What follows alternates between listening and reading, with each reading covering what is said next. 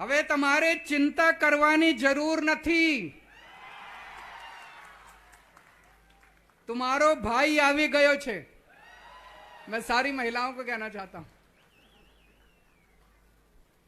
दिल्ली में हमने बहुत सारे स्कूल बनवाए हैं, शानदार नए नए स्कूल बनवाए हैं, जहां अमीरों के और गरीबों के बच्चे एक साथ पढ़ते हैं.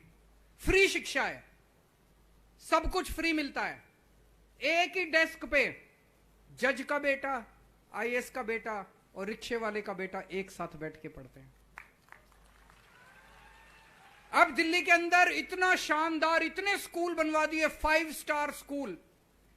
अब वहां पे मजदूरों के बच्चे इंजीनियर बन रहे हैं, रिक्शे वाले का बच्चा डॉक्टर बन रहा है, किसान का बेटा वकील बन रहा है. गरीबों के हजारों हजारों गरीबों के बच्चे इतने शानदार अब डॉक्टर इंजीनियर बन रहे हैं. गुजरात के अंदर भी हमने प्लान किया है, शानदार स्कूल बनाएंगे पूरे गुजरात के अंदर. गांव गांव के अंदर स्कूल खोलेंगे, नए नए स्कूल खोलेंगे, शानदार स्कूल खोलेंगे. आपके बच्चों को अच्छी शिक्षा देंगे, आपके बच्चों को अच्छा भविष्य देंगे. दिल्ली के अंदर हमने सबका इलाज मुफ्त कर दिया. बड़े बड़े अस्पताल बनवाए हमने दिल्ली के अंदर, शानदार अस्पताल, प्राइवेट अस्पताल से भी अच्छे. उसमें सबका इलाज मुफ्त कर दिया हमने, सबका इलाज. आपका 10 लाख रुपए का, 20 लाख रुपए का, 30 लाख रुपए का भी खर्चा आएगा, सारा पैसा सरकार देती है. सारी दवाइयां मुफ्त. छोटी बीमारी हो, आप मोहल्ला क्लिनिक में जाओ, मोहल्ला क्लिनिक बनाए. छोटी बीमारी है, सारे टेस्ट मुफ्त, सारी दवाइयां मुफ्त, इलाज मुफ्त. आपको बड़ी बीमारी है, बड़े अस्पताल में जाओ, सारा इलाज मुफ्त. दिल्ली में 2 करोड़ लोग हैं, अमीरों का भी गरीबों का भी, सबका इलाज मुफ्त कर दिया हमने. गुजरात में भी 6.5 करोड़ गुजरात के लोगों का इलाज मुफ्त करेंगे. हर गांव के अंदर मोहल्ला क्लिनिक खोलेंगे, बड़े बड़े अस्पताल खोलेंगे, नए अस्पताल बनाएंगे जिसमें शानदार इलाज होगा, और 6.5 करोड़ गुजरातियों का सबका इलाज मुफ्त होगा. भगवान ना करे आपके घर कोई बीमार हो, लेकिन अगर कोई बीमार होता है, चिंता मत करना, आपकी सरकार आपके इलाज का सारा खर्चा उठाएगी. मेरे को राजनीति करनी नहीं आती, मेरे को पॉलिटिक्स नहीं आती, मेरे को गुंडागर्दी करनी नहीं आती, मेरे को भ्रष्टाचार करना नहीं आता इन लोगों की तरह. अगर गुंडागर्दी करवानी है, इनके पास चले जाना. अगर आपको भ्रष्टाचार चाहिए, इनके पास चले जाना. गंदी राजनीति चाहिए, इनके पास चले जाना. मैं एक पढ़ा लिखा आदमी हूं, ईमानदार आदमी हूं, देशभक्त आदमी हूं. मेरे को स्कूल अस्पताल बनाने आते हैं. अगर आपको अपने बच्चों के लिए स्कूल बनवाने हैं, मेरे पास आ जाना, मैं स्कूल बना दूंगा. अगर आपको अपने परिवार के लिए अस्पताल बनवाने हैं, मेरे पास आ जाना, आपके परिवार के इलाज का इंतजाम कर दूंगा मैं. मेरे को काम करना आता है, इन लोगों को गंदगी मचानी आती है. 27 साल तो हो गए इनको गंदगी मचाते मचाते. एक मौका मेरे को देके देख लो, एक मौका. 5 साल मांग रहा हूं आपसे, बस एक मौका देके देख लो. अगर स्कूल अस्पताल ना बनाऊं, अगली बार वोट मत देना. आप में से कौन कौन बेरोजगार है? सब लोग, कईयों ने 2-2 हाथ उठा रखे हैं. डबल बेरोजगार है. मैंने इनके एक नेता का इंटरव्यू देखा टीवी में.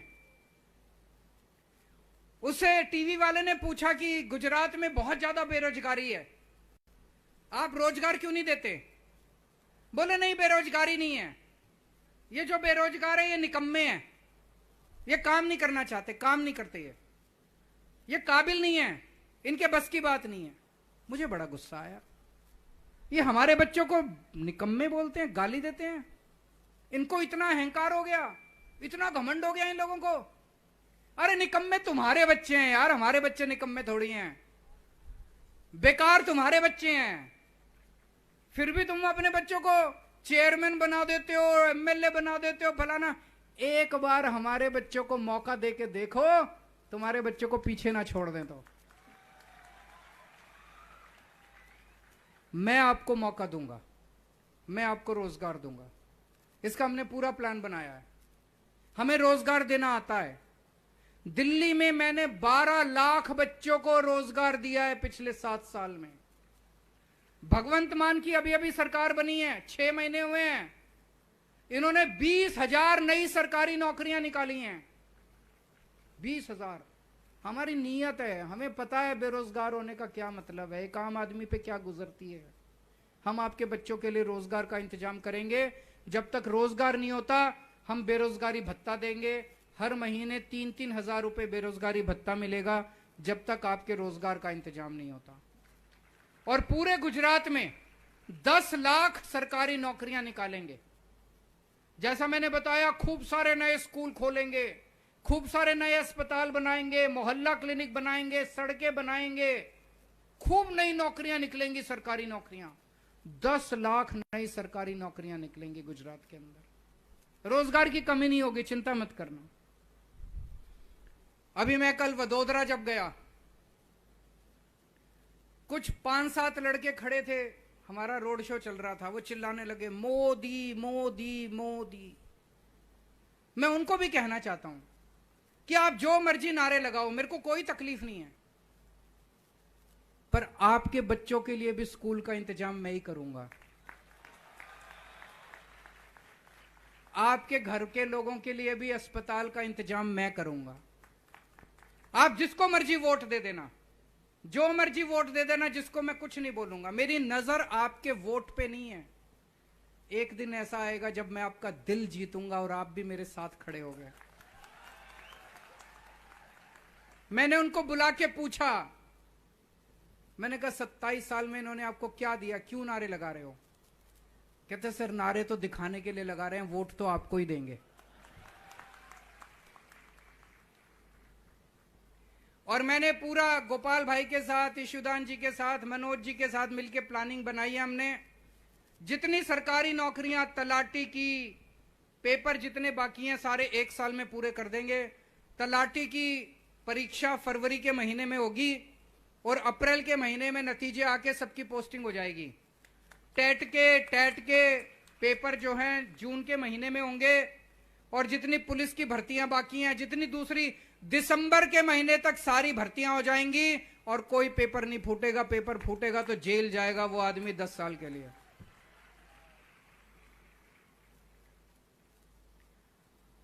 यहां पे कुछ आदिवासी भाई भी आए हुए हैं, उनके लिए मैं कहना चाहता हूं, किसी सरकार ने पैसा कानून लागू नहीं किया, हम लागू करेंगे पैसा। जल, जंगल, जमीन के ऊपर आपका ग्राम सभा का अधिकार होगा, गांव का अधिकार होगा। जो गांव के लोग बोलेंगे उसी को लागू किया जाएगा।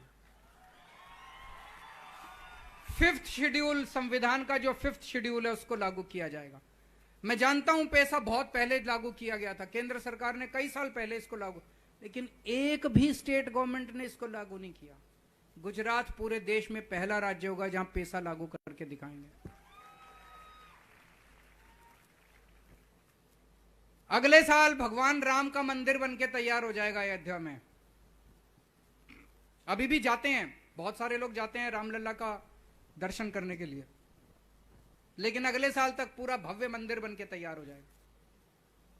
कौन कौन जाना चाहता है रामचंद्र जी के दर्शन करने के लिए? सब लोग जाना चाहते हैं, सबका मन करता है, लेकिन पैसे की कमी हो जाती है। आना जाना, रहना, खाना पीना, और पूरा परिवार लेके जाओ तो और भी पैसे लगते हैं। मैं आपको फ्री में दर्शन कराऊंगा भगवान राम के अयोध्या में। दिल्ली में हमने इंतजाम कर दिया, दिल्ली में हम लोगों को भेजते हैं भगवान राम के दर्शन कराने के लिए। पूरी ट्रेन, स्पेशल ट्रेन जाती हैं, आना फ्री, जाना फ्री, रहना, खाना पीना सब फ्री। जब ट्रेन जाती है मैं उन्हें छोड़ने जाता हूं स्टेशन पे, जब लोग आते हैं मैं उन्हें लेने जाता हूं, और जो आते हैं उनके चेहरे की खुशी देखनी, इतना आशीर्वाद देते हैं, इतना आशीर्वाद देते हैं। यही तो कमाया है मैंने, और मेरे पास कोई संपत्ति नहीं है, उनका आशीर्वाद, उनकी दुआएं मेरा। ये इतनी गालियां देते हैं, केजरीवाल फ्री क्यों देता है, केजरीवाल फ्री क्यों देता है। मैं आपसे पूछना चाहता हूं, इस देश में पैदा होने वाले हर बच्चे को अच्छी और फ्री शिक्षा मिलनी चाहिए कि नहीं मिलनी चाहिए? इस देश में पैदा होने वाले हर इंसान को अच्छा और फ्री इलाज मिलना चाहिए कि नहीं मिलना चाहिए? इस देश में हर परिवार को एक बेसिक बिजली फ्री मिलनी चाहिए कि नहीं मिलनी चाहिए? ये क्यों मेरा विरोध करते हैं? क्यों फ्री का विरोध करते हैं? कितना विरोध करते हैं? फ्री की रेवड़ी, फलाना ढिमका, इतनी गालियां देते हैं। ये इसलिए विरोध करते हैं क्योंकि अगर फ्री में जनता को दे दिया तो इनके लिए लूटने के लिए पैसा नहीं बचेगा। मैं कहता हूं मैं स्कूल बनवाऊंगा, ये कहते हैं नहीं स्कूल नहीं बनने चाहिए। मैं कहता हूं मैं अस्पताल बनवाऊंगा, ये कहते हैं नहीं अस्पताल नहीं बनने चाहिए।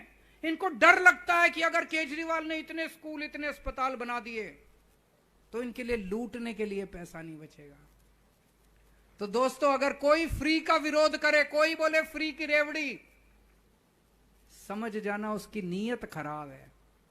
वो भ्रष्टाचारी है, वो पैसे कमाना चाहता है, वो लूटना चाहता है। उसको डर लग रहा है कि अगर ये फ्री में जनता को मिलना चालू हो गया तो इनका धंधा बंद हो जाएगा। इनका पूरे गुजरात में इस टाइम आंधी चल रही है, बदलाव की आंधी चल रही है कि नहीं चल रही है? कुछ अद्भुत हो रहा है, कुछ अद्भुत हो रहा है। दिव्य शक्ति, कोई कुछ चमत्कार हो रहा है पूरे गुजरात के अंदर। मेरे को भी नहीं समझ आ रहा, कई बार मेरे रोंगटे खड़े हो जाते हैं। ये चल क्या रहा है?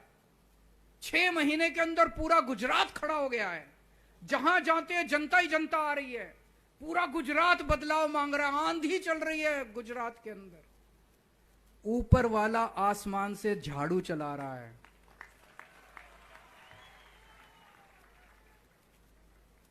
और जब से ये आईबी की रिपोर्ट आई है, ये दोनों पार्टियां इकट्ठी हो गई हैं।